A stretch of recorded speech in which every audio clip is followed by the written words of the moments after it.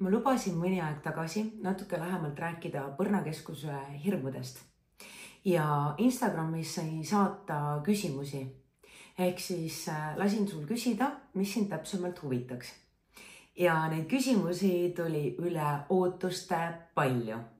Mistõttu ma ütlen sulle kohe, et see video saab olema kaheosaline ja ma teen praegu täiesti niimoodi spontaanselt otsa lahti ja alustan just nimelt nendest küsimustest, mis tähendab seda, et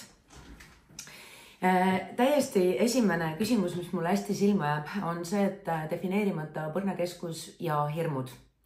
Küllap sa juba tead, et Põrnakeskus on teadlikkuse keskus ja kõige iidsem ja samas ka kõige usaldusväärsem kõigist 3 teadlikkuse keskusest. Igaks juhuks mainin sulle ära siis 3 teadlikkuse keskust on Põrn, mõttekeskus ja emotsioonid ja Põrnakeskus on siis selline kõige iidsem, kõige primaarsem ja seotud meie kõige sügavamate baashirmudega. Ehk siis hirmudega, mis on seotud ellujäämisega. Ja nagu sa juba aimata oskad, siis kunagi ammusel iidsel ajal aitas Põrnakeskus meie kaugetel esivanematel ellu jääda. Mis tähendab seda, et Põrnakeskuse instinktid aitasid tajuda, kui potentsiaalne oht läheneb. Põrnakeskus aitas elada kooskõlas looduse rütmidega. Ma arvan, et sa oled äkki ise ka seda kogenud, kuidas teatud mõttes on nagu suvel enne äikese tormi saabumist on õhus tegelikult sükast nagu sellist elektrit, et on võimalik ette tunda ja tajuda mingeid muutuseid, sükast potentsiaalset ohtu.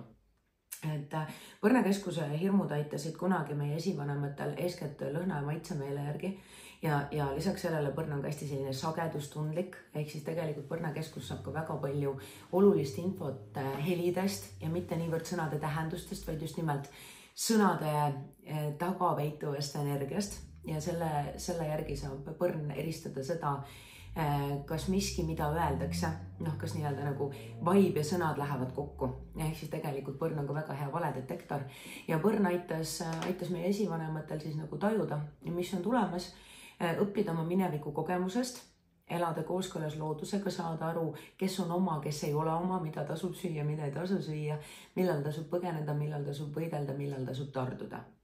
Ja imetajate maailmas Põrnakeskus toimib tänase päevani väga hästi ja on see, mille najal tegelikult imetajad ju maailmas orienteeruvad. Nüüd inimeste maailmas on lood mõnevõrra teisiti ja tänapäeva maailmas tavaliselt Põrnakeskuse hirmud võivad tugevalt pärssida meie tegutsemist. Ehk siis Põrnakeskuse selline ärevus, millega me ei oska teadlikult toime tulla, meid ei ole õpetatud Põrna ärevusega toime tulema ja Põrna hirmudega lihtsalt olema. Tavaliselt me kipume hirmu ratsionaliseerima ja selle najalt hakkama tegutsema. Ja tahan hästi ära mainida, et Põrnakeskus siiski on teadlikkuse keskus, ei ole mootor. Et selle teadlikkuse pealt ei ole vaja tegutsema hakata. Ikkagi selline strateegia autoriteet, kui me räägime human designi kontekstis. Ja siis tulles nüüd tagasi teemasse, kus ma põgusalt alustasin, et defineerimata Põrn. Defineeritud Põrnaga siis hästi põgusalt ja anna kommentaarides märku, kui sa tahad, et ma räägiksin nendest kuidagi sügavamalt või põhjalikumalt.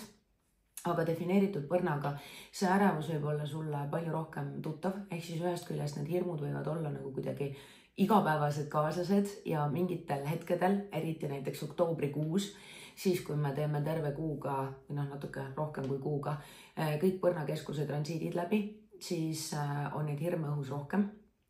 Ja siis sina võid ka need mingisuguseid hirme kuidagi eriti võimendunud kujul tunda ja kogeda. Oluline on siis taaskord teadlikkus, tunnen, kogen, märkan, pööran tähelepanu, aga tegutsema ei hakka.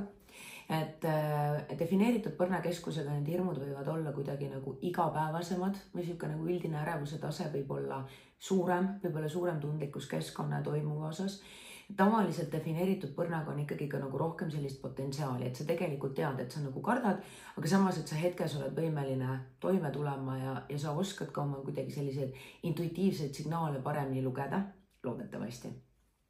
Nüüd defineerimata täiesti avatud Põrnaga võib see olla mõnevõrra keerulisem, sellepärast, et siin need signaalid võivad, eeskätt sõltuvadki tegelikult keskkonnast. Ja nagu ma ütlesin, siis Põrn on selline parajalt sageduse, nagu mulle meeldib öelda, vaibitundlik. ehk siis tegelikult sa oled hästi tundlik teiste inimeste keskkondade suhtes, et sellised ebaterved inimesed, ebaterved keskkonnad ja me ei pea siin silmas ainult sellist nagu füüsiliselt ebatervet keskkonda, vaid ka niisugust nagu energeetiliselt ebasobivat keskkonda, et sa oled hästi tundlik nende osas, mis tähendab seda, et sul võib nagu sa võid väga võimendunult kogeda teiste inimeste hirmusid ja nende ärevust, et kui sind panna nagu sellisesse hästi ärevasse keskkonda või inimeste keskele, kes nagu väga-väga tugevalt midagi kardavad, siis ühel hetkel võid sina seda hirmu täiesti võimendunult sellise võib-olla ka nagu paanikahäirena kogeda. Lisaks sellele on see, et sul võib tekkida selliseid täiesti arusaamatuid hirme ja sa võid hakata neid seostama inimesega, kellele sa siis parasjagu otsa vaatad, on ju. Et noh, paratamatult meie see järgmine teadlikkus, mõistus tahaks kõik ära selgitada, loogikaga ära põhjendada. Et kui sa nüüd näiteks saad kellegiga kokku ja siis sa ühtäkki tunned täiega, et sul on nagu metsik hirm oma elu pärast, siis sa vaatad inimesele otsa, mõtled, issand jumal, et noh, et ongi ohtlik mulle. Ja tegelikult tema võib olla praegu parasjagu tegelebki hästi mingisuguse surmahirmuga, on ju.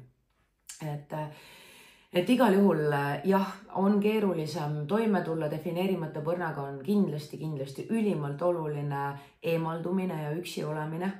Täiega loodus, selles mõttes, et ma ei väsi olemast see looduse influencer, et looduses viibimine, eemaldumine keskkonnast aitab selle avatusega väga selgelt hakata eristama ja peegeldama neid nii-öelda muutused, mida sa keskkonnas või siis enda seisundist tajud, et põrn on hästi füüsiline, mis tähendab seda, et kõik need asjad tegelikult käivad kehast läbi.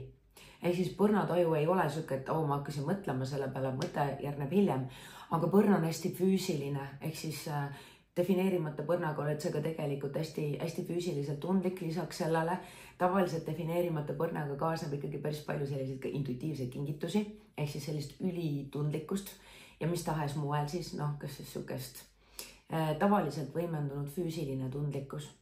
Et mingite inimestega mingites keskkondades sul võib füüsiliselt keha valutama hakata, sul võib olla nagu raske, ma ei tea, raske on hingata koorem on õlgadel, mis iganes erinevad füüsilised tajud.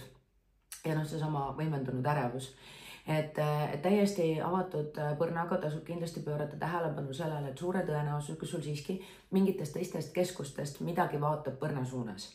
Ehk siis suure tõenäosusega sul on aktiveeritud, noh, kas siis juurtes 58-54, sakraalkeskuses näiteks 27 või 34 või siis identiteedikeskuses 10 või kõris näiteks 16 või 20. Et kui sul on mõni nendest eelloetletud väravatest aktiivne, siis tasub pöörata tähelepanu sellele vastasväravale. Seda hirmu võid sa tegelikult võimendunult kogeda isegi siis, kui sul on täiesti avatud põrnakeskus. Põhinipp on see, et peegelda ära võimenda. Peegeldada on võimalik, noh siis kui sa käsne ei ole. Ja käs mitte olla on võimalik ainult siis, kui sa saad kätte oma selle puhta seisundi, oma sellise iseendaga selge puhta taju. Kui sa tuled kohast, kus sa oled enda keskmes ja noh, loodus on parimaid kohti, kus nii-öelda leida see ühendus iseendaga, siis on sul võimalik selgelt eristada seda ärevust ja saada aru, mida see ärevus ütleb teise inimese seisundi kohta. Ehk siis hästi oluline on siin hakata kas või mingite inimestega neile hästi turvalises, hoitud keskkonnas ka midagi tagasi peegeldama ja tasub silmas pidada, et teine inimene ei pruugi üldse teadlik olla, ta ei oska anda oma hirmule nime. Ja kui sa ütled ka, et kuule, et ma tunnen, et sul on surmahirm praegu, siis ta on siuke, et ei ole. Aga tegelikult ta kardab näiteks oma töökohast ilma jääda, mis selles mõttes, et surmahirmu me kanname hästi tihti igale pool mujale ka üle, on ju. Ja mida ma tahan kohe mainida on see, et vanasti põrnakeskuse hirmud olid väga tugevalt seotud ikkagi kõige primaarse baasvajaduste rahuldamise ja selliste nii-öelda ellujäämisega seotud hirmudega. Ehk siis oligi, et noh, et ma ei tea, kas lõkke põleb hommikuni, kas võlgadest onnike kannab meil kevadeni välja, kas me oleme kaitstud kiskjate või siis äkki agressiivse naaberhõimu eest, kas me ikka suudame jahile minnes olla edukad, kas me ikkagi suudame selle mammuti koju tuua, kas mammutist jätkub, kas sügisel varutud viljadest jätkub talve üleelamiseks ja nii edasi, nii edasi, nii edasi. Et tänapäeval enamus nendest hirmudest, nagu sa siis saad juba aru, saavad projitseeritud ja ülekantud rahale. Ehk siis väga suur osa meie inimkonna rahaga seotud hirmudest on põrnahirmud, millega me ei oska teadlikult toime tulla. Nüüd, kuidas nendest hirmudest mööda saab, kuidas nendest kõigist hirmudest mööda saab, kui ma peaksin pakkuma nüüd sellist, küllap sa äkki juba tead, et ma selliseid kiireid lahendusi ja tablette väga ei paku, aga teadlikkus. et hirmu tunda on turvaline ja see kõlab hästi jaburalt. Mul endal on põrnakeskus defineeritud ja 7 väravast 5 on täitsa aktiivsed, mis tähendab seda, et ma tean väga hästi, mis asi ärevus on ja ma tean väga hästi, mis asi ka väga võimendunud ärevus on. Minu elu muutus väga palju siis, kui ma õppisin selle ärevusega olema, ehk siis tundma hirmu, laskma hirmul olla ilma seda selgitamata, ilma hakkamata tootma mingit nagu escape plan'i, on ju. Et varasemalt ma väga palju tegutsesin hirmu pealt ja täna ma saan aru, et see on okei, kui mul vahepeal tekib mingisuguseid astinguid ja tajusid ja on okei, kui mul vahepeal, ma tean oma hirme, et võib-olla selline esimene soovitus on see, et õpi tundma oma hirme ja ära hakka nendega võitlema. Et tihti öeldakse, et tee hirmud oma sõpradeks, et sinu kingitus. Iga hirmu taga on tegelikult peidus kingitus. Et põrna puhul ei ole nii, et sa saad lihtsalt ainult hirmu. Et kui sa hakkad tegutsema, tegema midagi selleks, et vältida seda hirmu, siis see on see, kus tavaliselt me hakkame looma seda, mida me kardame. Et kuidas sellega olla? Põrn on teadlikkus, põrn ei ole mootor. Ja põrna teadlikkusega tasub väga selgelt eristada, kas see teadlikkus on antud sulle selleks, et hoia pea seda silmas, võta teatavaks, see on praegu toimumas, aga isegi siis, kui sa tajud, et maailmas on midagi toimumas või sinu keskkonnas on midagi toimumas, kui sa tunned, et torm on tulemas, aga sa oled nagu turvalises, hoitud, kaitstud majas, siis ei ole mõtet ju hakata ennast tormi eest kaitsma, lihtsalt püsi kodus. Et kõigi põrnatajude pealt ei pea kohe hakkama tegutsema, aga hirm on see, mis paneb meid väga kiiresti jooksma ja hirmu süü ja häbiga meiega manipuleeritakse päris tugevalt ka ühiskondlikul tasandil. Et kuidas nendest mööda saab, on see, et õpi neid tundma ja õpi nendega olema. Ja see on väga selline individuaalne teekond. Ja siin on nagu hästi oluline lubada endal kogeda tunnet ilma hakkamata endale rääkima mingeid lugusid või ilma hakkamata ennast ümber rääkima. Defineerimata põrnaga on võib-olla väga hea kuidagi sisse tuua selline objektiivne hirmude hindamine. Ehk siis kuule, hei, ma siin olen praegu mugavalt Eestis soojas voodis oma iseendale kuuluvas kinnisvaras ja ma kardan näljasurma. Kas see ikka on objektiivne ja aktuaalne? Kui see ei ole objektiivne ja aktuaalne, siis hingan sügavalt sisse välja ja elu läks edasi. Nüüd järgmised küsimused puudutavad tegelikult väga tugevalt, võib-olla siis nagu mingit äkki 3 väravat, millest ma tahaks täna veel sulle lähemalt rääkida. Ja siis tuleb see osa 2, kus ma räägin järgmistest väravatest. Ja siis võtan ette teised küsimused ja muuhulgas ma annan sulle ka võimaluse siin küsida veel midagi. Ehk siis, kui sul tekib ka mingisuguseid küsimusi, kas nende väravate osas, millest ma räägin või nende osas, mis jäävad täna käsitlemata, siis kommentaarid on täiesti avatud, võid julgelt küsida, võid jagada oma kogemust. Et hirm tundmatu tuleviku ees, kuidas seda rahustada? Värav 57. Enne kõike värav 57. Ehk siis siin elab kõige puhtam intuitiivne teadlikkus ja muuhulgas siis hirm tundmatu homse ees.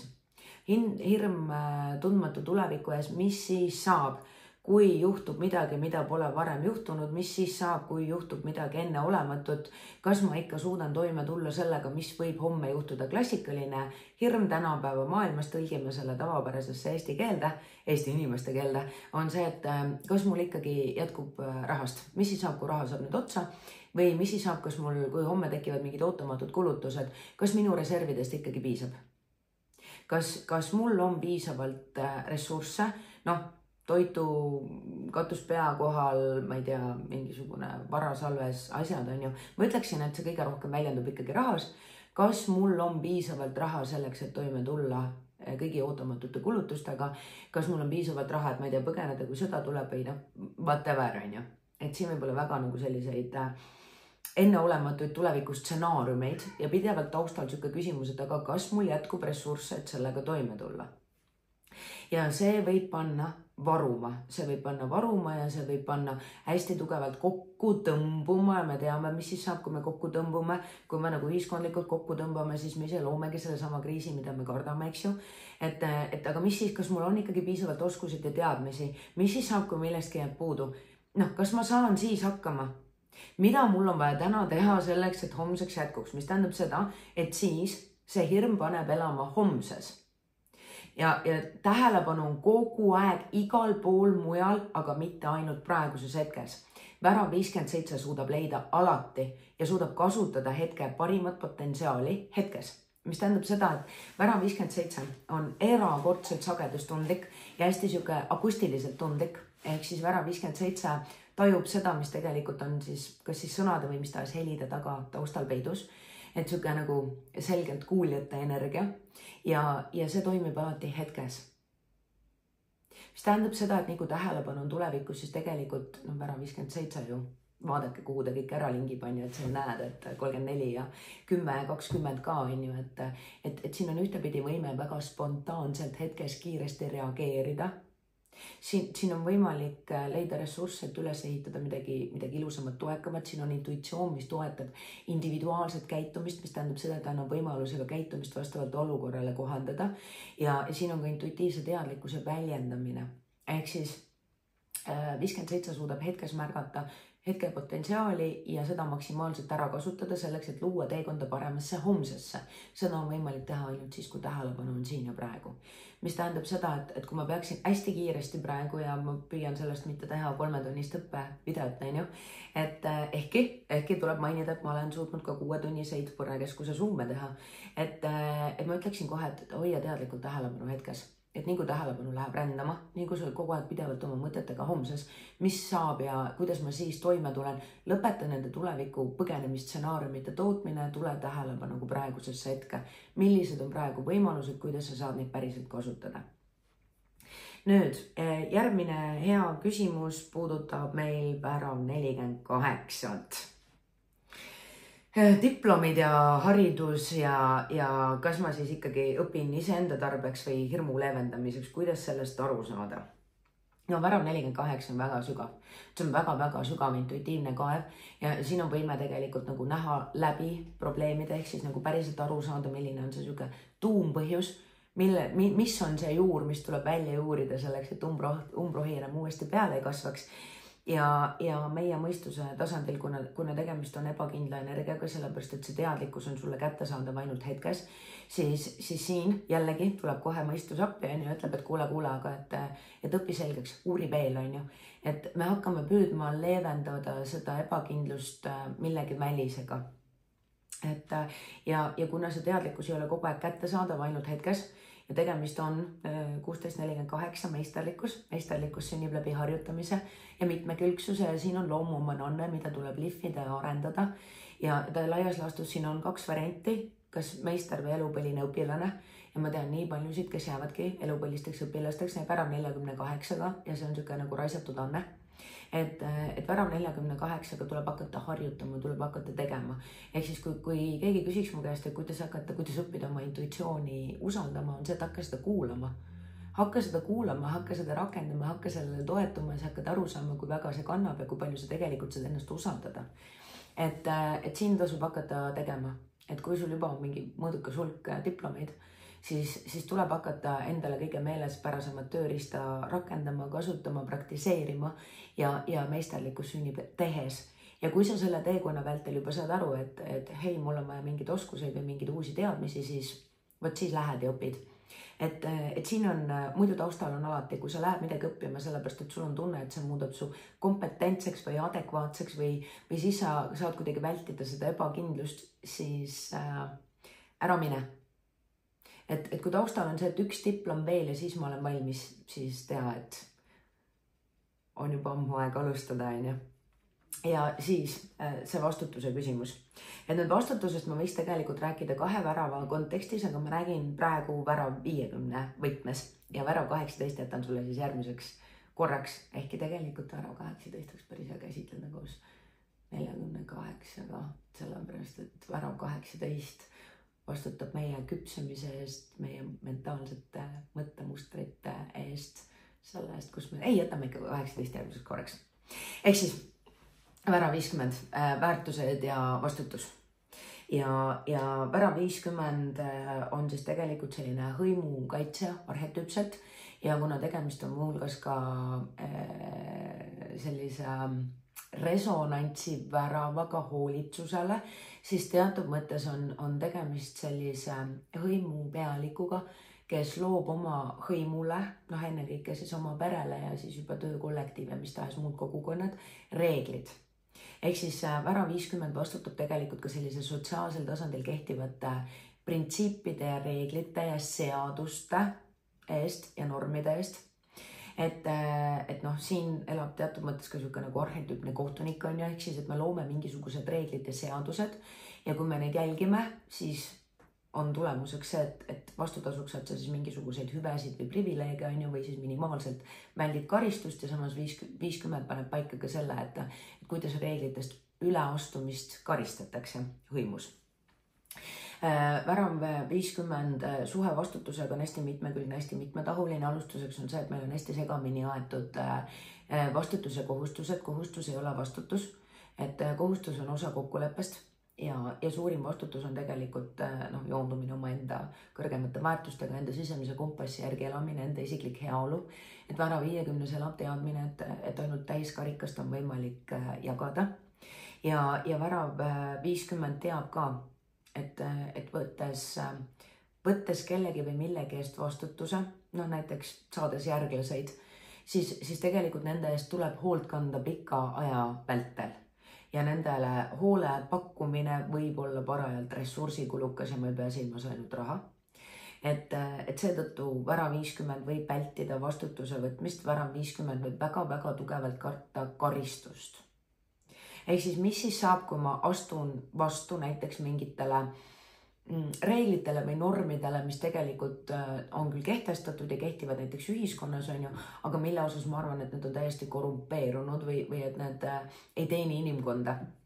Et korruptsioon on tegelikult Värav 50 varjupool. Ehk siis ka see selline vastutuse võtmine, et ma astun välja, kui on aeg välja astuda, seisan omaenda tõe eest. Ja vastutuse võtmine ka sellest, et mida sa teed või tegemata jätad, vastutuse võtmine ka selliste eksimuste eest ja ma tahan nagu siin silmas pidada, et ma ei pea vastutuse võtmise all silmas alati karistust, kuigi meil alati arvatakse, et vastutus on võrdub karistus, on just, me elame karistavas ühiskonnas, aga pigem ka see, et mis hind on vastuvoolu ujumisel ja et kohati meil on inimmaailmas kehtestatud reegleid, mis tegelikult ei teeni elu ja lähevad täiesti vastuollu selliste universaalsete printsiipidega. Ma usun, et küllap see nõustub minuga, et on olemas sellised kõrgemad põhimõtted ja ma ei pea silmas 10 käsku, sest 10 käsku on ka tegelikult nagu reeglid selleks, et siis kuuluda kristlikku kogukonda ja neid reegleid täites siis lubatakse sulle paremat tulemit, kui sa ühe korra elu lõpetamas oled. Et ma ei pea silmas 10 käsku ja ma ei pea silmas põhiseadustega, et saad aru, kuhu ma töörin juba, et see kõik on Värav 50 pärusmaa. Ja nagu sa siis juba aimad, siis täpselt nagu juures on ka Värav 50-ga võimalik väga palju laveerida ja ainuke, kellega laveerida tegelikult ei saa, oled sina ise. Ehk siis elamine omaenda tõe, omaenda väärtust, omaenda põhimõtete järgi, nende väljendamine ja vastutus. Vastutus elada ausalt ja elada hästi. Ja hästi elamine on väga subjektiivne nähtus, elada hästi nii, et sul oleks, et sa saaksid õhtuti magama minnes vaadata peeglisse ja tunda, et sa oled talitanud enda moraalse tõe, moraalse kompassi järgi. Et sa ei ole eksinud enda ja omaenda põhimõtete vastu. Selleks tasub muidugi oma põhimõtteid tundma õppida, aga pikaajalised kohustused ei ole vastutus, et kohustus on osa kokkuleppest, et ka siis, kui sa näiteks oled võtnud kodulaenu, siis kui sa saaksid kodu osta, siis sa kindlasti ostaksid selle ilma kodulaenuta. Kui sa oled võtnud kodulaenu, siis päris kindlasti kodulaenu tingimused ei ole need, mille sina endale valiksid. Vastutus on valik.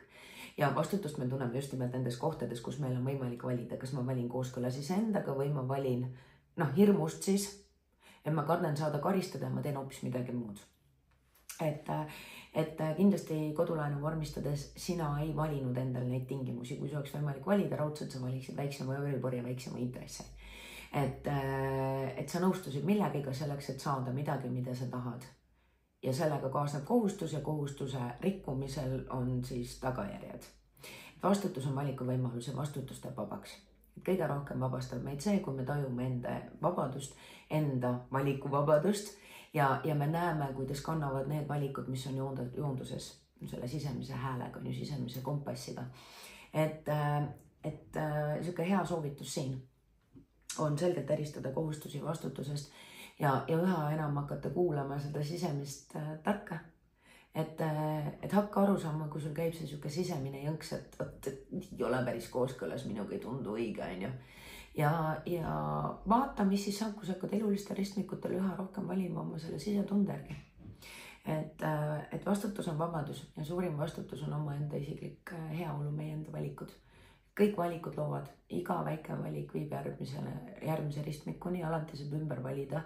Ja ma tõsimeeli usun, et me elame küll sellises nii-öelda õpetavas maailmas, aga mitte karistavas maailmas. Et on okei pöörata ristmikult nii-öelda vales suunas, teha väike ring peale, tulla ja valida uuesti. Et pigem elu kipubki seda meiega tegema. Ma täiega loodan, et see esimene põrnajupike osutus sulle põnevaks ja kasulikuks kuulamiseks. Mul on siin veel päevaara sportsäkki mingi 10 küsimust, mis lähevad juba järgmiste väravate konteksti ja mille ma hea meelega võtaksin selles teises osas ette. Ja anna märku, kas kõnetas ja kas sul tekkis äkki endal ka mõni küsimus.